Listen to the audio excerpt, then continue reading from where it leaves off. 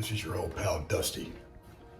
And I just made it to Sydney, Australia. So right now the back of my phone is up against the hotel room door. And closet action as soon as you walk in. Pretty standard amongst most hotels. Off to the right is the old coffee bar, beer opener, which I don't need because I have my own.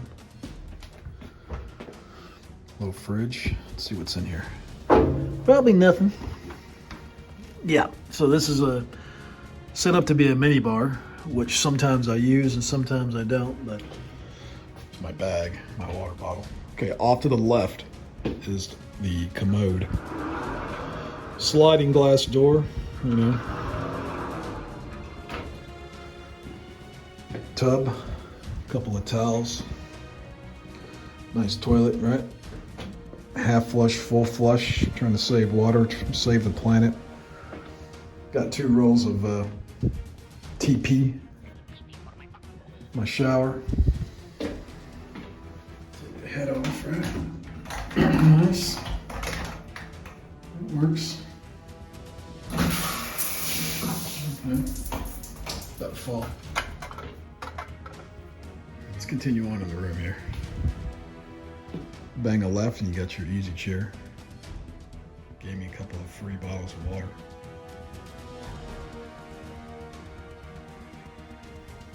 TV action. The place where magic is not going to happen. And the old outside view. It's dark here in Sydney. I landed at night. Turn the lights off in a minute. Got a little cushion seat. And oh, now I get it. Okay. They must have a electronic shade activator somewhere. Let's find it. blind down, blind up. Pressing.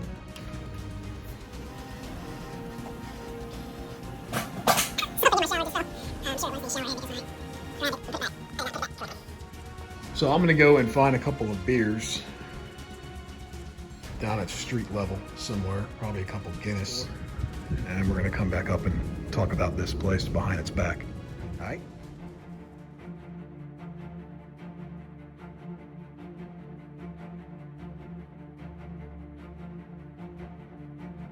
So the little 7-Eleven style store did not have beer. I talked to a guy in there. He said that they don't have them in there. You have to go to a bottle shop to get it. So he told me to get on this light rail here behind me and go down a few stops to a certain location, and they should have bottle shops. He said it's Chinatown, and this metro is like tap on, tap off with a credit card apparently, which is pretty good. New York City has that. London Underground has that, and I'm sure there's probably a few more, but I'm fixing to get on this light rail and check it out, because we're getting a couple beers, by golly. You said the bottle shops in this area, they shut down. While riding the metro south to Chinatown, I met some very interesting and outgoing locals who provided me with some valuable intelligence on how to find some Guinness. They also wanted to pose for a selfie, so I felt obligated to oblige them. Here I am walking around Chinatown in Sydney, trying to find this bottle shop. I ran into a fire team of females on the light rail. They were giving me the eye, so I struck up a conversation with them. And they're kind of pointing me in the right direction. And we'll see what happens. Well, this place is freaking mad. There's people everywhere. I should just pop into one of these bars, but I know it's going to be like top dollar because alcohol is expensive as hell in Australia. So let me find this shop real quick. Okay, so as you can see, I accomplished the mission, and the next stage is to exfil and get back to the hotel. So I need to find the next metro and get my ass back. I'm out.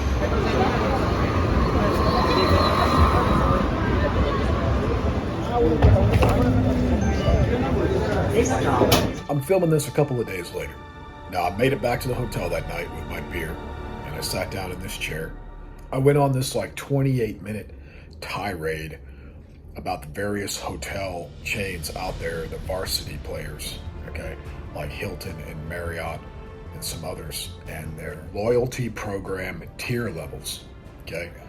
But anyway, I went on this long tirade because the hotel I'm in right now, a Hilton, pissed me off. I'm not putting it in this video. It's long. If you want to watch it, you know, a little link should pop up in a second around somewhere in the top of the screen. All right. The rest of this video is hanging out in Sydney, so stay tuned and enjoy.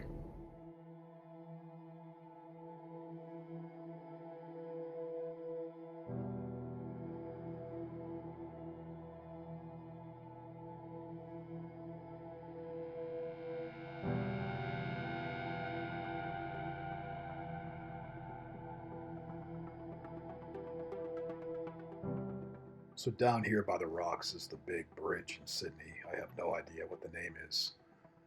But if you look up top, you'll see a whole bunch of people up there. They bought tickets from the specific shop that you have to go to in order to go up there. The tickets are very expensive. Memory serves me correctly. They were over 300 Australian dollars. I looked into it last time I was in town, and I decided against it.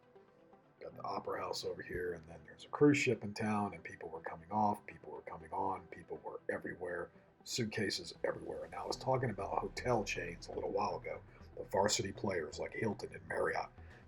There's a couple other varsity players out there like IHG and Hyatt. And this video is going to pan to the right now. That's going to slow down. And right above that palm tree to the upper right, or that building right there by that palm tree, that light tan building, right behind that palm tree is the Hyatt. Okay, and in my personal opinion, that Hyatt is perfectly situated in Sydney. It is probably on the greatest real estate, in my opinion, in that entire town. I'm not a Hyatt guy. I don't think I've stayed in a Hyatt in like 7 years, but I'm just letting you know there's more to life than Hilton and Marriott. You could be an IHG person, you could be a Hyatt person, whichever one you decide to roll with, that is on you. You know what I mean? I have no idea how IHG and Hyatt's loyalty programs work. Maybe they're great, maybe they suck. I have no idea. I don't even have an account with them, okay? I might have an account with IHG, I'm not even sure, but I'd have to find it, all right? So this street I'm walking down is an area in the Rocks section of Sydney near the bridge where they shut down the roadway to vehicular traffic. And they have all kind of vendors come in and put up pop-up tents, and they're selling arts and crafts, they're selling food, selling jewelry, they're selling all kinds of stuff. So if you ever come here, you know, walk down to the Rocks area, make sure you walk all over it, and you may come across this section where they have the pop-up tents. I've been there a couple times and it was there both times. Here I am walking up to the Fortune of War, which is apparently Sydney's oldest pub, founded in 1828. Took a peek inside. I thought it was kind of small, kind of tight. I didn't make it in there last time, but I decided I'm not leaving Sydney without partaking into the Fortune of War. So I got this beer called 2 Years Old, original dark ale, and it was very similar to Guinness. It looks like Sydney's drinking age is 18. A lot of people in the United States probably be jealous of that. But it was good times. Notice they have Voodoo Ranger. Excellent beer. I highly recommend that beer. And this is a buddy of mine. And we're sitting at a little table behind these local guys you see sitting at the bar. Wish you could have been there.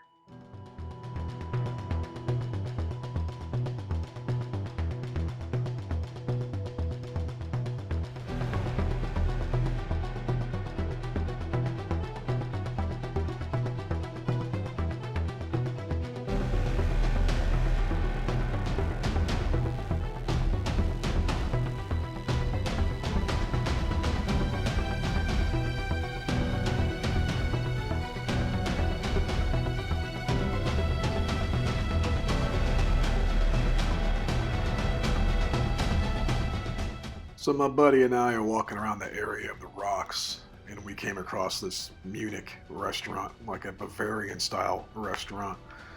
And seeing we are intimately familiar with German and Bavarian style food, we decided to stop in and get us a bite to eat. And we're hanging out, drinking beers, and my buddy had a Wiener Schnitzel that was pretty damn big, and he couldn't finish it. So he just pushed his plate aside, and soon after we were dive bomb attacked by a seagull.